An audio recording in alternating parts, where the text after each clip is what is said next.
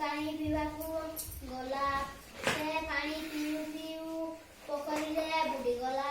ଏତିକି ବେଳେ ବିଲେଇଟିଏ ଆସିଲା। ଚଢ଼େଇ ବିଲେଇକୁ ସାହାଯ୍ୟ ମାଗିଲା। ବିଲେଇ କହିଲା, ଠିକ୍ ଅଛି, କିନ୍ତୁ ମୁଁ ତତେ ଖାଇବି। ଚଢ଼େଇ କହିଲା, ଖାଇବ ଯେ ମତେ ଆଗ ପାଣିରୁ କାଢ, ତାପରେ ଖାଇବ।